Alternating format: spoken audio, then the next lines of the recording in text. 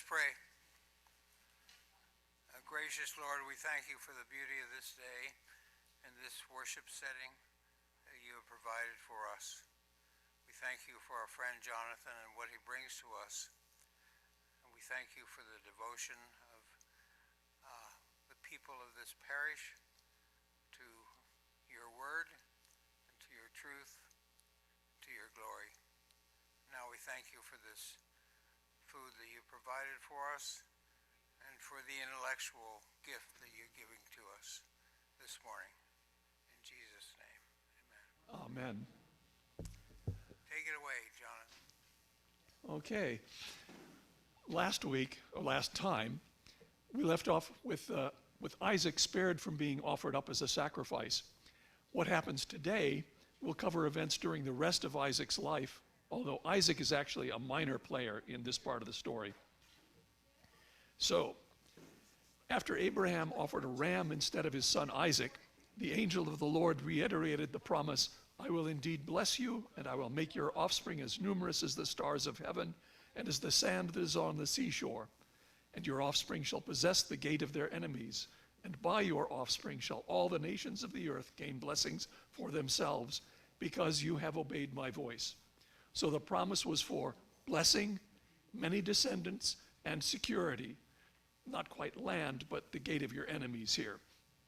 And Abraham, not Abraham and his son Isaac, or they, returned to his young men who had been left behind, and they went to Beersheba. Abraham then received word that his brother Nahor, back in Paddan Aram, presumably in the city of Haran itself, had children. We'll get to them in a bit, because at this point then, Abraham's wife Sarah died at Kiriath Arba, or Hebron, not at Beersheba.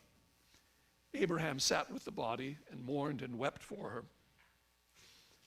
Abraham was a seasonal pastoralist. He may have camped near towns, but he took his livestock wherever there was pasture for them. He had no permanent house. God had promised Abraham land, in fact, the land in which he was currently living, but that was for the future. Having mourned for Sarah, Abraham purchased a field with a cave on it for 400 shekels of silver to use as a burying place, and he buried Sarah there in the cave of the field of Machpelah facing Mamre, that is Hebron, in the land of Canaan. Let's look at some ages. Sarah was 127 when she died. She was 90 when she was told she'd bear a son within the year, and Abraham was 100 when Isaac was born. He was 86 when Ishmael was born. This means that Isaac was 36 or 37 when Sarah died, and Abraham was 136 or 137. We'll use these to deduce other ages later. About 3 or 4 years after Sarah died, Abraham must have gotten to thinking about God's promise to him of numerous offspring and realized that so long as Isaac remained unmarried, the promise was in danger. The problem was that Abraham didn't want Isaac to marry a woman of the Canaanites. Were he to do so, he'd be absorbed into a different nation, not be made a great nation himself. One is reminded of My Big Fat Greek Wedding, where Gus is aghast at the idea of Tula marrying anyone other than an ethnic Greek. And Abraham thought, my brother Nahor has had children, at least 8 sons by Milcah, Nahor's wife, and 4 more by his concubine Ruma. And his sons were probably old enough by now to have children of their own. From what better place and what better group could he get a suitable wife for Isaac than from Abraham's extended family in Haran? So he made his oldest servant swear to do something specific about it, and we come to the first lesson, Proper 9, a condensed version of the 67-verse story.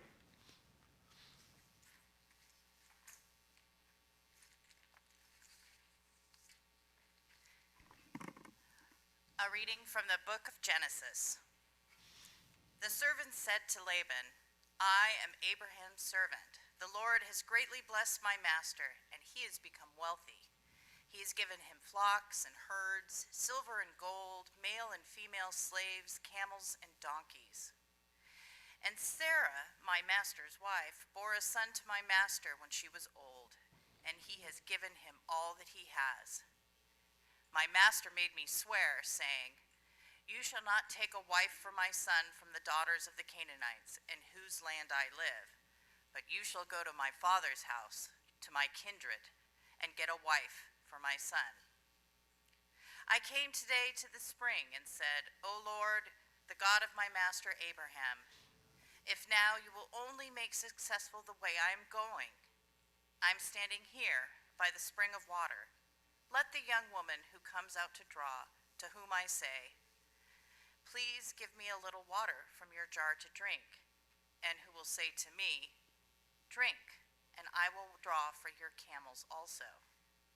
Let her be the woman whom the Lord has appointed for my master's son. Before I had finished speaking in my heart, there was Rebekah coming out with her water jar on her shoulder. And she went down to the spring and drew. I said to her, Please, let me drink. She quickly let down her jar from her shoulder and said, Drink, and I will also water your camels. So I drank, and she also watered the camels. Then I asked her, Whose daughter are you? She said, The daughter of Bethuel, Nahor's son, whom Milcah bore to him. So I put the ring on her nose and the bracelets on her arms.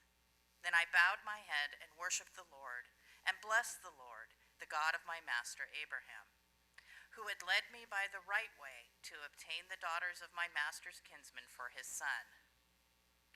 Now then, if you will deal loyally and truly with my master, tell me. And if not, tell me, so that I may turn either to the right hand or to the left. And they called Rebekah and said to her, Will you go with this man? She said, I will. So they sent away their sister Rebekah and her nurse along with Abraham's servants and his men. And they blessed Rebekah and said to her, May you, our sister, become thousands of myriads.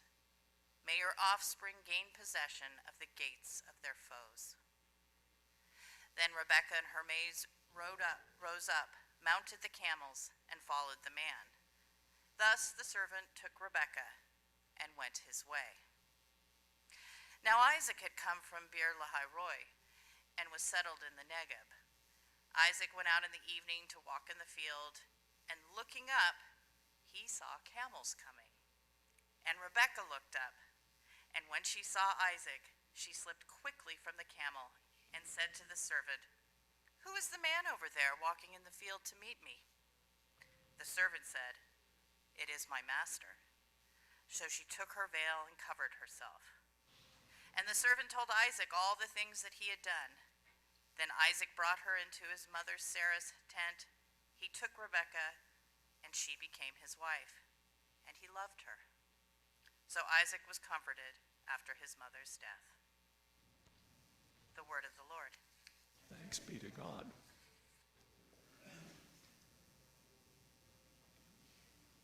So, Genesis then has a 6-verse account of Abraham's other family. Sarah having died, Abraham took another wife, Keturah, by whom he had 6 more children. However, to make it clear that Isaac and Isaac only was the heir to the promises God made to him, Abraham made gifts, not an inheritance, to these latecomer sons, and sent them away eastward to the east country, which may well be Mesopotamia. Ishmael went to live in the wilderness of Paran, south and west on the Sinai Peninsula. So all the extra sons were sent away in all directions. Then Abraham died when he was 175. So Isaac was 75 and Ishmael was 89. Isaac and Ishmael buried Abraham with Sarah in the cave at Machpelah, east of Mamre. Isaac then settled at Beer-lahai-roi, the well at which the angel of the Lord stopped a pregnant Hagar who was fleeing Sarah's abuse, caused by Hagar's pride. An account of Ishmael's 12 sons follow, 12 princes according to their tribes, who settled from Havilah to Shur. Having dealt with Abraham's non-promised children, we come to today's second lesson, proper 10, concerning Abraham's grandsons through the promise.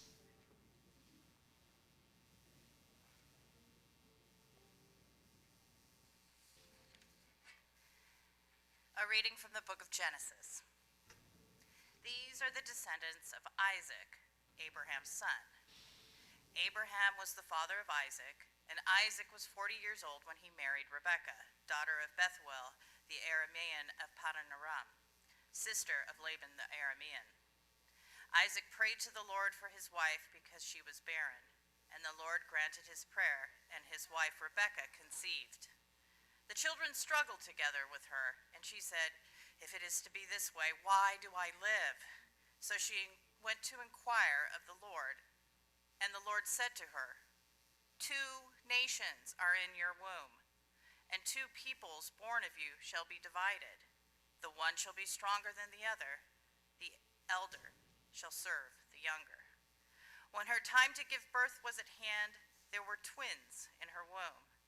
The first came out red, all his body like a hairy mantle, so they named him Esau. Afterwards, his brother came out with his hand gripping Esau's heel, so he was named Jacob. Isaac was 60 years old when she bore them. When the boys grew up, Esau was a skillful hunter, a man of the field, while Jacob was a quiet man, living in tents. Isaac loved Esau because he was fond of game, but Rebekah loved Jacob. Once when Jacob was cooking a stew, Esau came in from the field, and he was astonished. Esau said to Jacob, "Let me eat some of that red stuff, for I am famished." Therefore he was called Edom. Jacob said, "First, sell me your birthright." Esau said, "I am about to die. Of what use is a birthright to me?"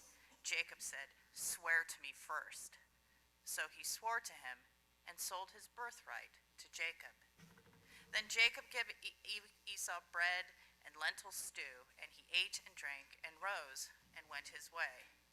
Thus Esau despised his birthright. The word of the Lord. Thanks be to God.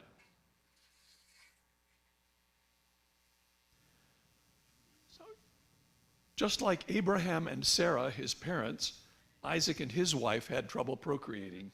Although they only had to try for 20 years, his parents had to have been trying for a minimum of 25 years, and probably more like 50 or 60 before the Lord blessed them with Isaac. And Isaac and Rebekah got twins, fraternal twins from the descriptions we get here and later, but still two boys born minutes apart. Twins immediately mean a problem for inheritance, something Abraham had taken pains to avoid. Esau grew up to be an avid outdoorsman and hunter. Jacob became more of a homebody. Isaac loved Esau because Isaac liked the game that Esau put on the table. Rebekah loved Jacob, perhaps because he was helpful and useful around the tent. Two different characters, each the favorite of one parent. The lesson said the first came out red, all his body like a hairy mantle, so they named him Esau. Esau means rough to the touch, the hairy mantle allusion. We'll find out later that he remained swarthy as an adult. His nickname Edom means red. Edom and its romanization Idumea is also the region, the region south of the Dead Sea that includes the Rose City of Petra. If you've seen Indiana Jones and the Last Crusade, you've seen the treasury of Petra carved and excavated from the red sandstone of the area. Afterward, his brother came out with his hand gripping Esau's heel, so he was named Jacob. Jacob means heel catcher or supplanter. To supplant is to take the place of another as through force, scheming, strategy, or the like. So, a trickster. The names are important.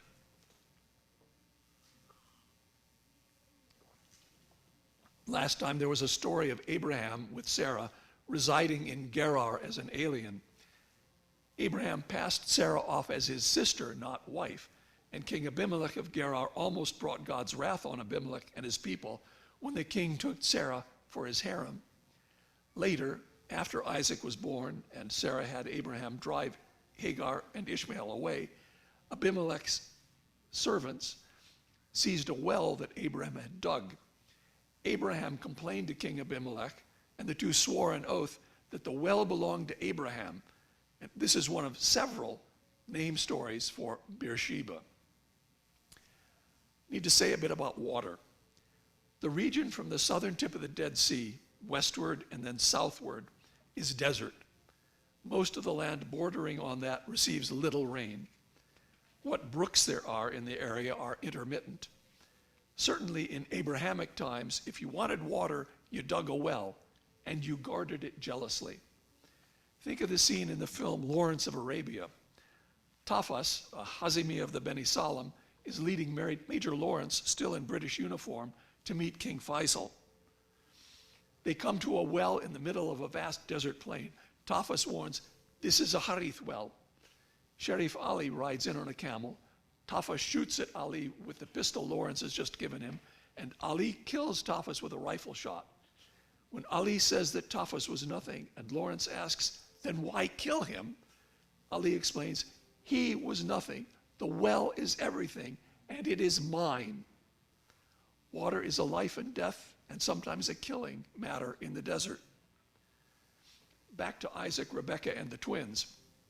A famine prompted them to leave where they were, but God told Isaac not to go to Egypt, which was the logical place for food. So they went to Gerar and encountered King Abimelech. And note that Abraham had been there a good 60 years earlier. Just like his father before him, Isaac passed his wife, Rebekah, off as his sister. The two were not as discreet as they might have been, and Abimelech saw Isaac fondling his wife, Rebekah, and realized the truth. King Abimelech placed Isaac and Rebekah under his protection, so Isaac remained in Gerar, farming and herding and getting rich, until Isaac became strong enough to be a threat to Gerar, and Abimelech told him to move on. The people of Gerar had plugged up Abraham's wells. Isaac cleared them out and also dug new wells. The people around Gerar claimed the first two of these new wells for themselves, claiming it was their water, but they allowed the third well that Isaac dug. The text now notes that Esau, but not Jacob, took wives, plural. We'll see later that he made an unfortunate choice. In Genesis chapter 27, Isaac was old and near blind, with cataracts probably, and began thinking about his mortality. He asked his son Esau to go hunt some game, then prepare it as a tasty dish, proto-barbecue, proto-chili, so that he, Isaac, could eat it and then give Esau Isaac's deathbed blessing. Spoiler alert, Isaac was crowding 100 at the time. The twins were born when he was 60, and Esau was married when he was 40, so Isaac was 100 by now. He lived to be 180, so his feelings of doom and deathbed speeches were premature, to say the least. Well, Rebekah overheard this.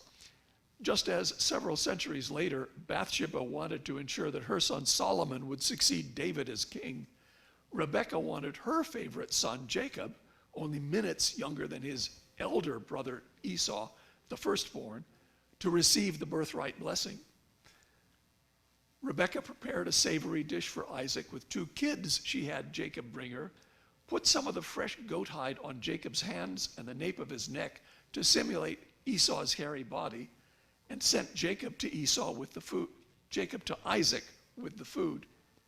Isaac, uncertain, told Jacob, "Come near that I may feel you, my son, to know whether you are really my son Esau or not." And after Jacob submitted, uttered the classic line, "The voice is Jacob's voice, but the hands are the hands of Esau." Isaac then blessed Jacob, asking for all manner of good things to come to this, his son. But the son was Jacob, not the Esau that he was expecting. And for honor among nations and for obedience from his brothers. Note that the blessing speaks of brothers plural. Did Isaac and Rebekah have more unnamed children? Jacob was hardly out of the room when Esau arrived and asked for his blessing. When told that the blessing had already been given irrevocably, Esau wailed, "Have you only one blessing, Father? Bless me also, Father." The blessing Esau received was pretty small beer, but it was the best Isaac could do. Esau was pretty cheesed off with Jacob at this point and said to himself, "The days of mourning for my father are approaching. Then I will kill my brother Jacob." Well, it wasn't really for another 80 years that the death would happen, but Rebekah got wind of this and counseled Jacob to hightail it to her brother, Uncle Laban, in Haran, and stay there while Esau's white-hot anger cooled. And then she manipulated Isaac into making it his idea that Jacob should leave. Rebekah told Isaac, "If Jacob marries a Hittite woman, what good will my life be to me?" So Isaac charged Jacob not to marry a Hittite woman and to go to Uncle Laban's to fetch an in-group wife. And Jacob did so. If Jacob was a trickster, he may have learned it at his mother's knee, who may herself have learned it at her mother's knee, because her brother Laban may have learned exactly the same lesson. Isaac had blessed Jacob over and above the birthright blessing when charging him not to marry a Canaanite woman and to go to Paddan Aram to take his wife, one of Uncle Laban's daughters. When Esau saw that Jacob's obedience to Isaac's wishes pleased Isaac, especially the no Canaanite wives part, Esau decided to take to wife one of Uncle Ishmael's wives, one of Uncle Ishmael's daughters, in addition to the Hittite wives he had, namely Judith and Basemath. Jacob would be allied with his mother's kin, and Esau would be allied with his father's kin. Since Esau's first two wives were Hittites or Canaanites, was he trying to get back into Isaac's good graces, or was he simply demonstrating a willingness to strengthen family ties with the family of the parent that favored him? As Jacob now sets out for Uncle Laban's home in Haran, we get today's third lesson of Jacob's ladder.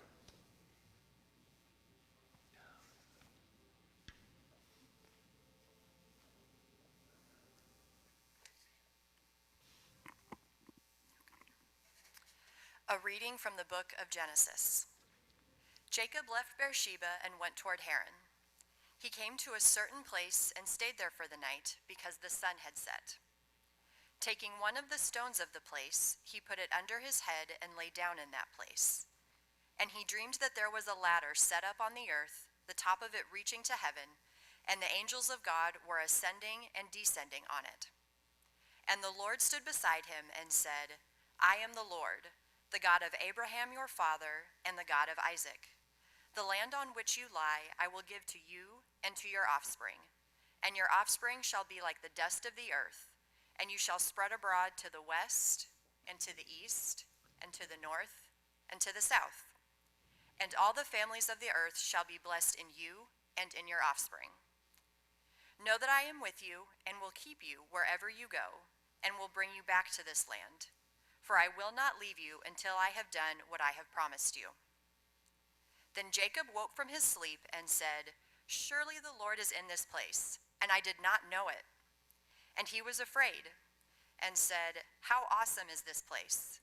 This is none other than the house of God, and this is the gate of heaven." So Jacob rose early in the morning, and he took the stone that he had put under his head and set it up for a pillar and poured oil on top of it. He called that place Bethel. The word of the Lord. Thanks be to God.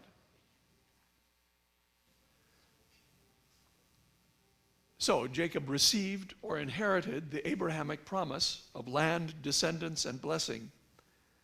And Jacob, in turn, vowed that if the Lord would protect him on the way and return him to his father Isaac's house in peace, then the Lord would be Jacob's God, the stone he had just set up would be God's house, and Jacob would give God 1/10 of what came to him. And Jacob traveled on. When he reached the land of the people of the east, that is Paddan Aram, he saw a well and 3 flocks of sheep. He learned that the shepherds were indeed from Haran, hurrah, and that they knew Laban, hurrah again. And look, Laban's daughter Rachel was just then coming with his flock. The rule was that all the flocks had to be watered at the same time, thus ensuring that the water was parceled out fairly. Jacob told Rachel that he was her father's kinsman, her first cousin, and Rachel ran back to tell Laban. Laban came out to Jacob, welcomed him into his home, and Jacob stayed with him for a month, which brings us to today's fourth lesson.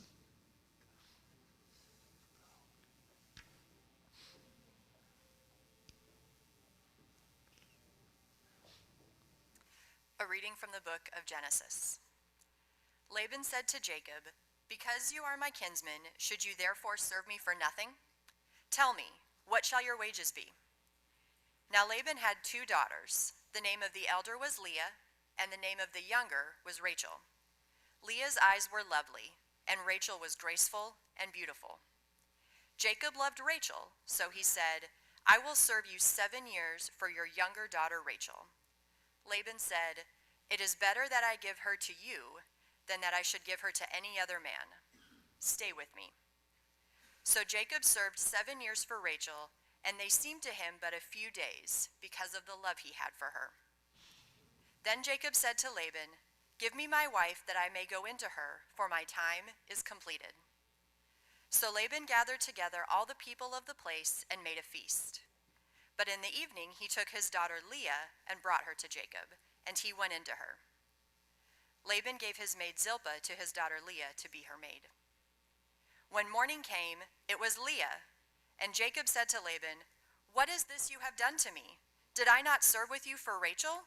Why then have you deceived me?" Laban said, "This is not done in our country, giving the younger before the firstborn. Complete the week of this one, and we will give you the other also, in return for serving me another 7 years." Jacob did so and completed his week. Then Laban gave him his daughter Rachel as a wife. The word of the Lord. Thanks be to God. Jacob felt a bit betrayed, but fell victim to a marriage custom unfamiliar to him. At least he didn't have to work the extra 7 years before being given Rachel his wife. He was simply obliged to work for another 7 years, like paying off a mortgage. Leah proved to be fertile. Rachel, Jacob's favorite, did not.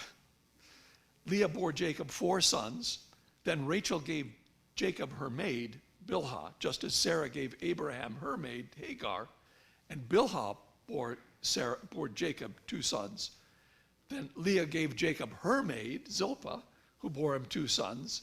Then Leah bore Jacob 2 more sons and a daughter, Dinah, who played an important role later. And finally, God remembered Rachel and opened her womb, and she bore Joseph. This is the 3rd generation with a barren wife story. As these births are mentioned in Genesis 29 and 30, there are fanciful explanations for the sons' names involving wordplay. There's a list in your handout, including the wordplay there. So Jacob had now been with Laban for 20 years and was ready to go back to Canaan. Jacob and Laban pussyfooted around the elephant in the room, namely, what Jacob should receive for all the work he'd done. For Laban even admitted, "I have learned by divination that the Lord has blessed me because of you.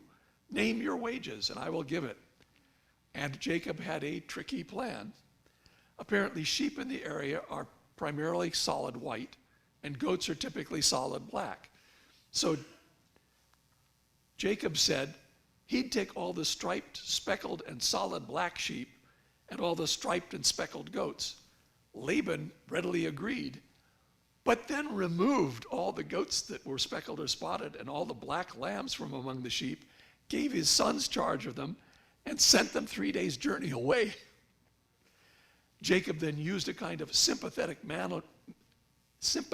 magic on the animals that were left to him. He took rods of some of the trees in the area and peeled some of the bark away so that the rods were striped. Then he placed them where the animals mated, and the females that saw the striped rods produced striped offspring. Yeah, it's sympathetic magic. He made sure to do this when the stronger animals were mating and didn't bother when the weaker were. So more of Jacob's kind of animals were born, and they were on balance stronger, better animals than Laban's kind. Laban's sons grumbled that Jacob grew wealthy by taking what was rightfully Laban's, and I'm sure they had no thought about their inheritance. Oh no.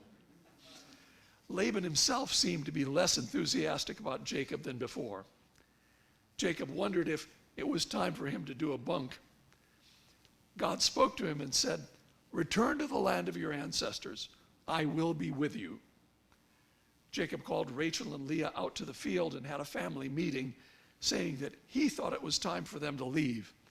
In fact, that God, the God of Bethel, had told him to go back to Canaan.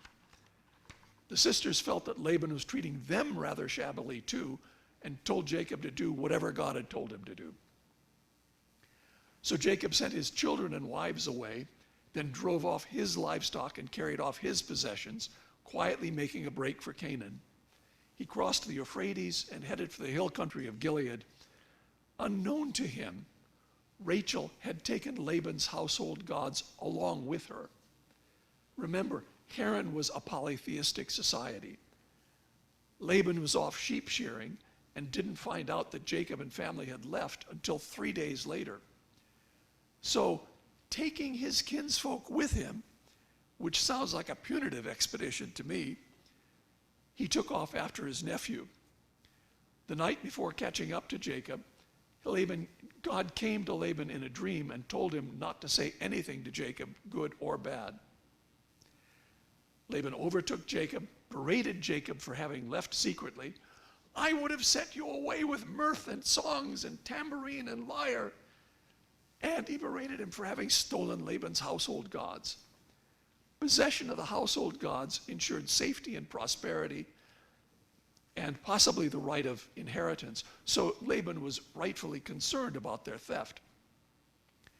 Jacob said that he left secretly because he feared that Laban would have taken his daughters, Jacob's wives, back by force, and said that anyone in his company who could be shown to have taken anything of Laban's would not live. Laban searched the tents, saving Rachel's for last. Rachel had hidden the household gods in the camel bags, and when Laban came in to search, Rachel was sitting on the camel bag and claimed that she couldn't rise in Laban's presence because the way of women was upon her. Laban was embarrassed that he'd made a groundless claim, as everyone thought. Jacob was highly indignant, and all the pent-up anger at Laban's expectations and Jacob's accommodations over the past 20 years came out. Laban apologized, sort of, and the two men made a covenant, a cairn, and a pillar in witness to it.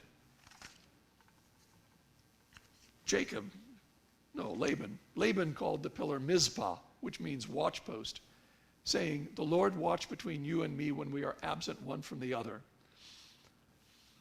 And Jacob so swore by the fear of Isaac, an interesting but not surprising epithet given Isaac's history.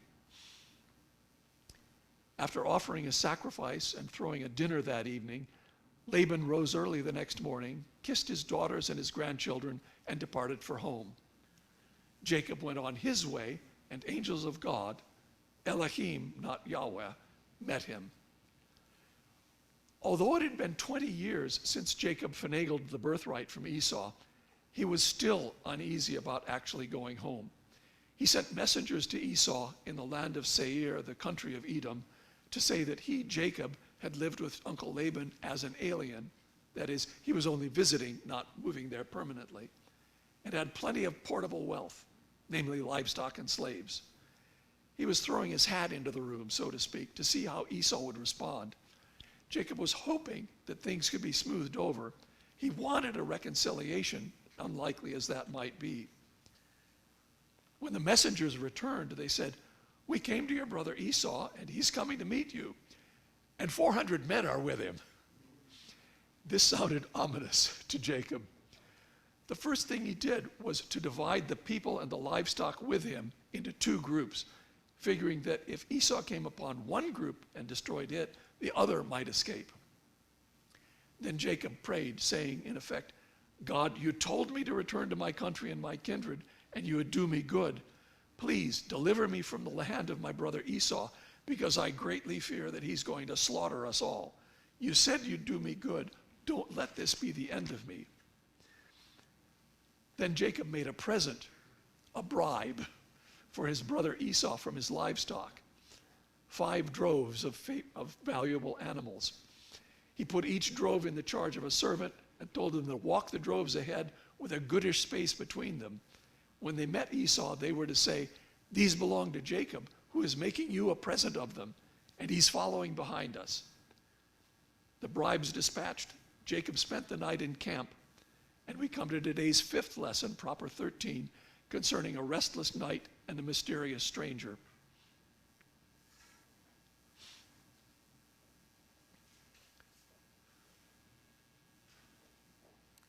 A reading from the book of Genesis.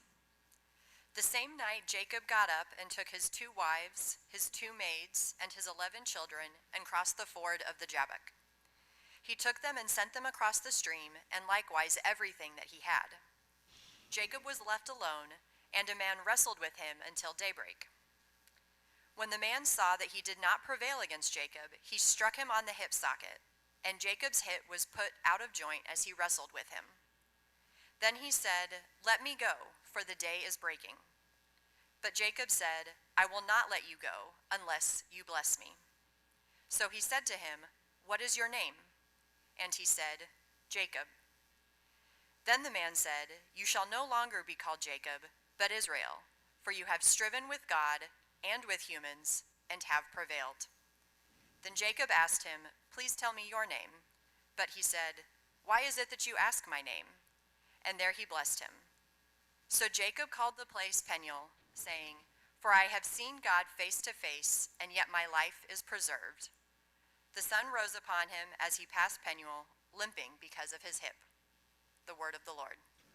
Thanks be to God.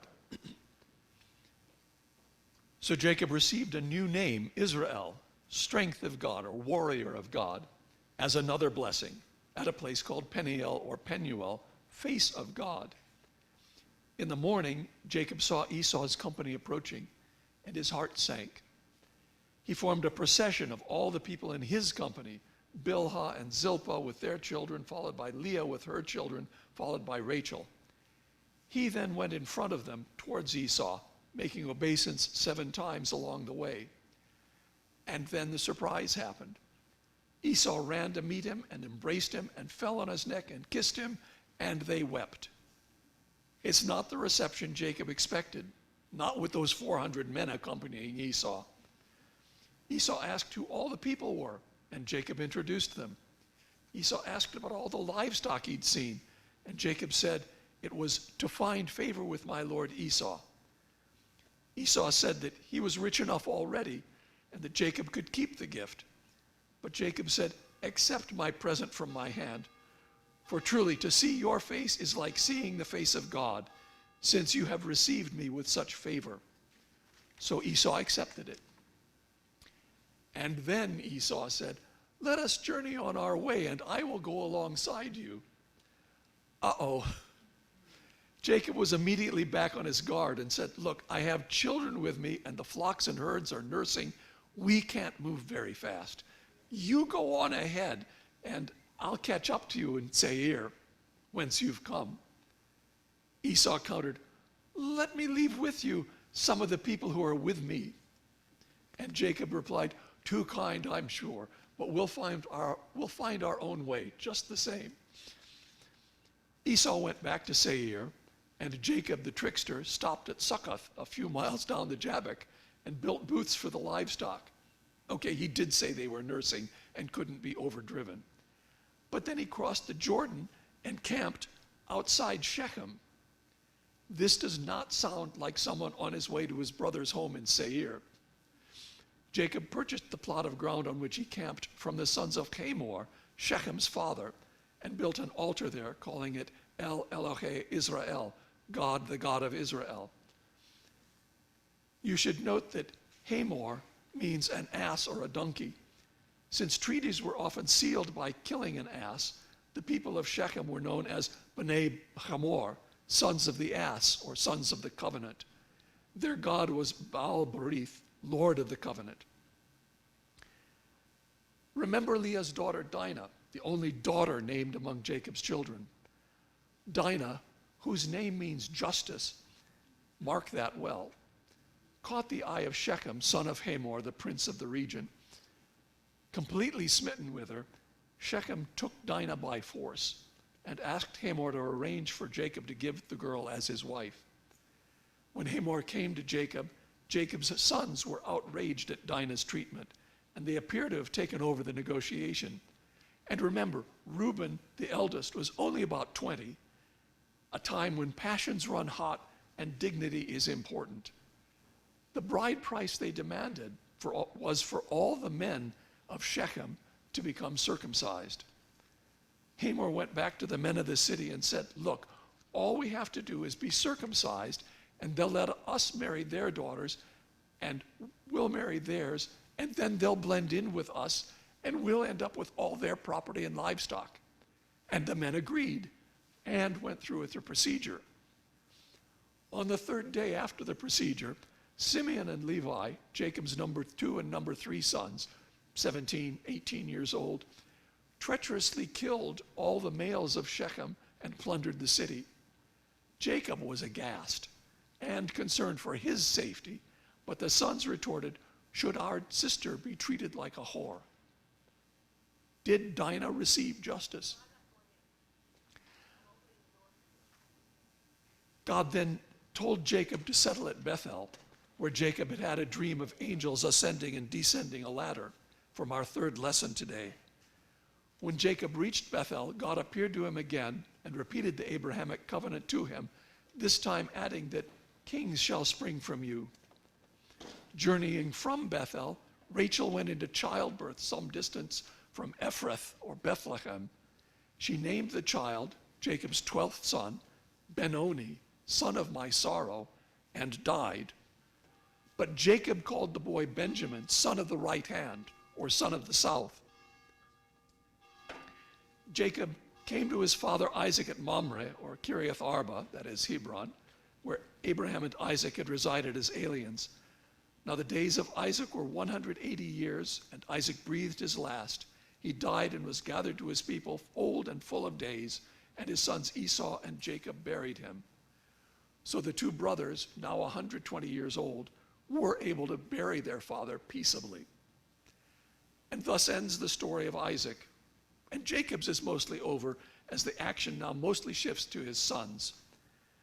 Next time, 2 weeks from now, we'll see how Jacob's penultimate son, Joseph, came to be an influential person, and then how hundreds of years later, God raised up Moses to be the ultimate prophet.